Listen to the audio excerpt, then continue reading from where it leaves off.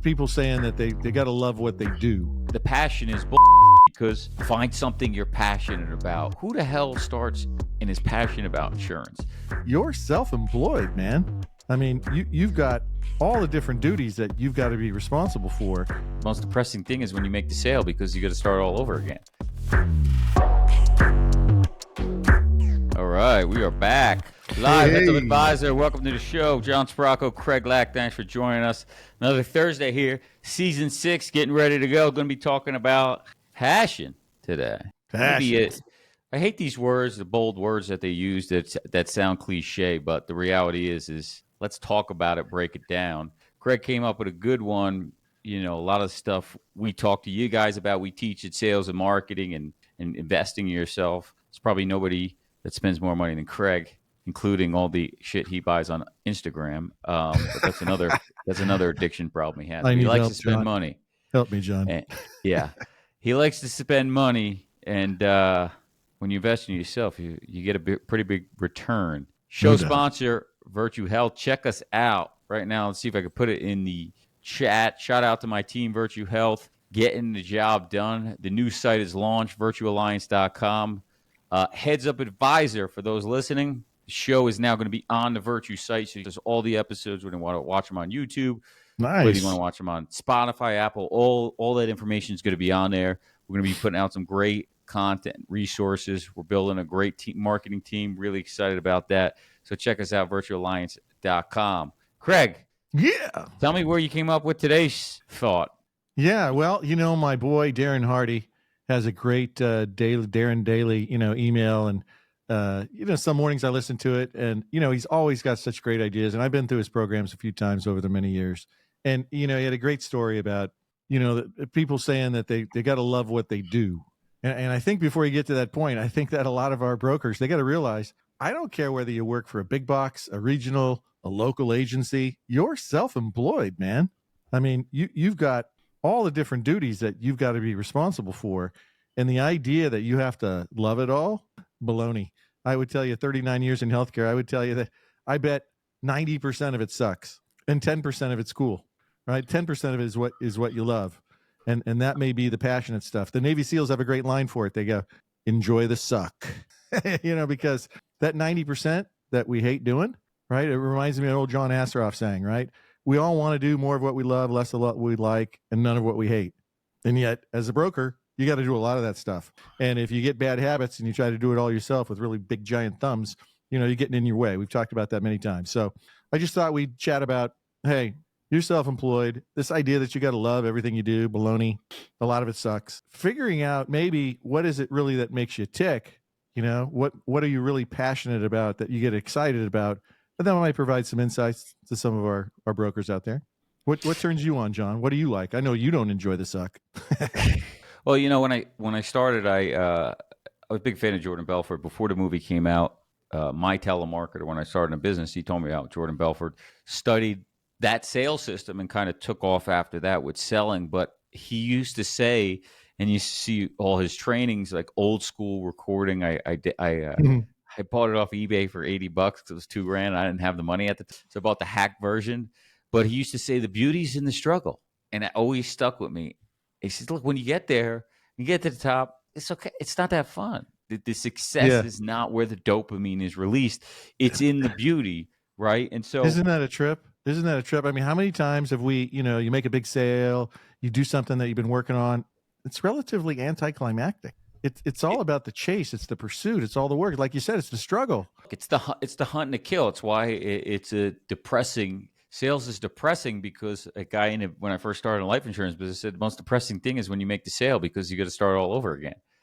And being new, I didn't understand that. I never understood all these things. That's how I started in business. I feel that. I'd be like, nah, that's not. You guys make the money and this and that, and it's great. You're at the top. I want to be at the top. And not until you get to some sort of peak or top of the mountain that you think is. Obviously, there's more mountains to climb, but you realize, it's the success and the passion.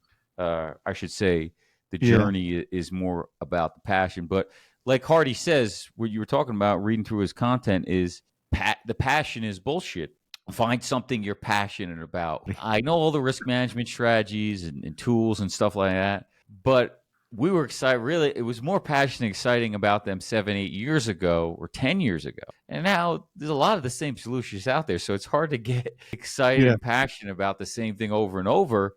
And so you have to realize, yeah, that passion on a specific thing, if you focus on that and just think, I'm going to be passionate about just this, that may not last. You Yeah. look at a person like Michael Jordan, they talk about him and they go, I was at the cigar lounge and a guy that works out, he was making an argument about, I'm just passionate to go to the gym and I do it because I love it. It's not about the discipline and I don't need discipline. I have the passion to go. And he start bringing up Jordan. He loved the game and he this and that. And the other guy's like, no, I think you're wrong. I think he had passion and discipline. And he talks about that is, the discipline is going to get past the days when you're not passionate about it because you ain't going to wake up every day passionate. What No, are we no living chance. for, Craig? We're living for the high of the sale, right? We're all junkies and our drug is the sale. And that's the pain of what we all go through. As soon God, as you get some one, days, you want the next one. exactly. God, as we go through these different things, being a salesperson, if you're going to sit and just depend on passion, you're going to be let down really quickly and you're going to probably fail because you're not going to wake up with passion every day. Look, when you're passionate and you're riding, and I've had those times for many years where I had the passion, I had the fire in my belly, and it just got me up. But at some point, including this show, I'll give you a perfect example, right? We took 6 months off, never thought we would. We revamped our marketing. We had some life events between me and Craig. And, it was also a factor of I'm just not passionate about doing the show as much anymore. Okay. So I struggled and fought to get back to doing it. Right. And it wasn't because I wanted to do it. It wasn't because I was passionate about doing it. It was because I knew that's what I needed to do to drive the business in marketing and selling. And so Yep. putting in a discipline to get to my goal, even though I'm not so passionate restarting it, but now I'm getting excited. Now it's becoming exciting again. I got a great team there in the other room, help Yeah. me getting this show together. They're excited about it. We're all excited about it. And you start to develop more of the passion, but it's the discipline and fighting through is what he talks about, right? Because Yeah. It's similar it's to going to the gym, right? The habit is more important than the effort. So it doesn't have to be a perfect show every time. You don't have to make a perfect presentation every time. But man, you've got to do the prep work. You got to do the prep work, even though you don't want to. And that habit will make you successful. It's inevitable. It's a really simple formula. The one I've always liked is just be willing to do all the things unsuccessful people won't do. And success is inevitable. The bar is really low out there, brokers, really low. Because you know Dana. what? That suck part, the 90% that sucks, it makes a lot of people quit, or more often, and this is true, they fall asleep. They stop working. They don't do the job they're supposed to do. The client isn't presented options that they should be, or they get the fake presentation where the broker's really selling against it. It's all defense. There's really no offense. So they want to go through this as fast as possible and go, yeah, we checked off all the boxes. We talked about every option available on the marketplace at 47-point solutions, and we're going to stay put and not to make any changes. And they think that they're not going to survive doing that stuff. They'll fall asleep because they hate the suck. That's what I've seen.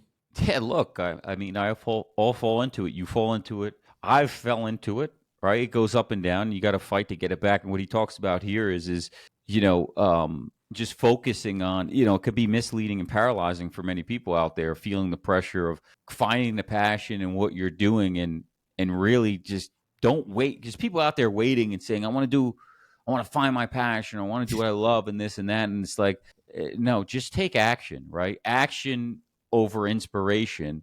And it's the most interesting thing. It's just like the gym you're talking about, the habit. It's a great example because everybody hates going to the gym or start going to the gym. But then there's some people in there that live in the gym. I know some people. I know a girl that would kick everybody's ass in the gym, and she goes in at 3 a.m.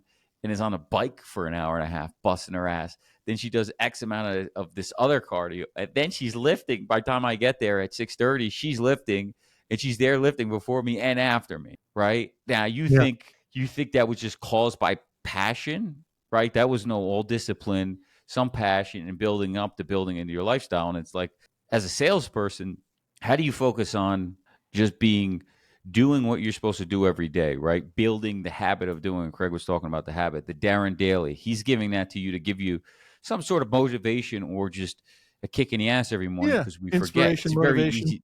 Yeah. Yeah, I He should does a say. nice job with this conversation, because he says, look, there's basically four things, right? So, you get turned on about maybe what you do, right? You just really love doing, John, we've met some of these brokers, right? They just love doing the underwriting. They like looking at all the claims, and they they like doing modeling, and that's cool. Whatever floats your boat. So if you know that what you do turns you on, then you got to try to do a lot more of it and stop doing the stuff that you hate. Really simple. And then the other reason, of course, that's been really popular, your why. Why do you do it? What is that for you? Sometimes, you got brokers, maybe they feel really philanthropic, and they're like, hey, I'm helping thousands of working American families. I'm helping employees and their families, lead a better quality life, whatever it is for those people. So the why, that's one option. And then how you do it. Oh, I think that's a lot of brokers we know, John. They just get all a Twitter about, well, we put in the DPC and the zero copay plans, and they get plan design junkie heaven. And, that's what turns them on. Have you seen those guys? Yeah, I mean, look, if that's what does it, you use what you can use to get you to do what is necessary to do it, right? He talks to you too about is his passion as a byproduct is, when it gets fun, when you get passionate about what you do, when you get really good at what you do, when you become an expert and you master it, that's when it really becomes fun. When you're sitting in a meeting and you've studied, and if you go back and look at the last episode, we talked about the first meeting. I always talk about is the most important meeting, and having the ability to do the intelligence gathering and have the conversation, ask the questions, qualify them, get what you want out of a meeting without them knowing what you're doing, right? And when you get really good at it and you hear them say and start to lead into exactly what the sales funnel you're trying to bring them down, it gets really fun and good. It was just like with pokers is when you're getting a hand and you're doing certain moves or this or that, or getting the other player to do exactly what you want, you start to smile, you start to realize, hey, I'm really good at this. And it will help drive or ignite the passion being excellent at something. It is way more fun when you're good. It sucks when you're bad. You don't think Jordan got a kick, his discipline and got him great. Obviously, he's phenomenal skill set, talent, but him getting better and kicking everybody's ass, you think that wasn't driving passion for him? Instagram is so full of stories of ex-NBA players telling stories about how some idiot rookie on their team talked trash to Michael, and then he went off for 50. They got one story after another after another. It's like, do not talk trash to MJ. Yeah, he will just don't. Yeah, and look, I have to say, you figure out any way you can to get the passion or find a passion, but it's like Hardy said. The last one, John, was who do you do it for? Right. So, I know some guys are like, oh, I love to focus on nonprofits. Okay, cool. Or, you might be just doing it for your family, for your kids. Right. Because if I bring home some more cheese, we got more choices on better vacations, private school, yada, yada, yada. And, that's a big deal. Yeah, you got to find a way to wake up and a reason to do it. Wake up in the morning because I was listening to somebody the other day. Might not be a fan of most people. Be a fan of. I won't mention the name, but he talked about is like if you can't get up and do. He talks about being a man. If you can't get up as a man and be prepared to do what you need to do and do things that you hate, you're going to fail. You have to be prepared to get up and do things you hate for a long period of time. You're going to hate it. I can't tell you. Trying to grow the business, people, operations, that's not my side. I don't enjoy it. I hate it. I despise it. I like selling and marketing, but this is what you have to do to learn to be required. So there's going to be a period you're going to wake up and you're going to hate what you're doing every day, right? And that's the reality. It's not going to be driven by passion, right? It's going to be driven by discipline. That big success comes on the other side of discomfort. Remember, we had a great chart one time, probably 5 years ago, right? We had a big circle on the board and then this little tiny dot, about 3 feet away, and said, all the cool shit in life happens outside of this comfort zone, which is the big circle. And people have a hard time getting uncomfortable and dealing with that. But the reality is, everybody, you have to be comfortable being uncomfortable in some way, shape, or form in your life and your business, because the truly successful people overcome that. And that's why they have the success that they do, because everyone else, they just do. It's easy to quit and have a self-fulfilling prophecy. I've fallen into it and told myself stories for a month. And then at some point, where I had a really bad day, I actually snapped out of it and started thinking another way. I hate to use the word mindset, but changing what your brain was thinking was what was helpful for me to shift out of that. I think we'll keep it short and end it there, but I think it was Dana White, yeah, who said if you just have a little bit of savage in you out there, a little bit of savage out there, you can just crush it right now. There's money all over the place. There's opportunities all over the place. As a broker, sales, whatever the industry you're in, if you're listening, you just got to be a little bit of savage because the competition is slow and weak. Craig, what do we say? We're Soft. operating on 25% and still kicking people's ass. Yeah. That's how soft the market is in our opinion here. But we'll wrap it there. Keep it sweet. Thanks for joining us, Heads Up Advisor. Tune in every week. We are going to be shooting live 6 p.m. Central Time. No, yeah, 7 p.m. Eastern, 4 p.m. Pacific. Heads Up Advisor. We will see you next week. Thanks for joining us, everyone. Take care. See ya.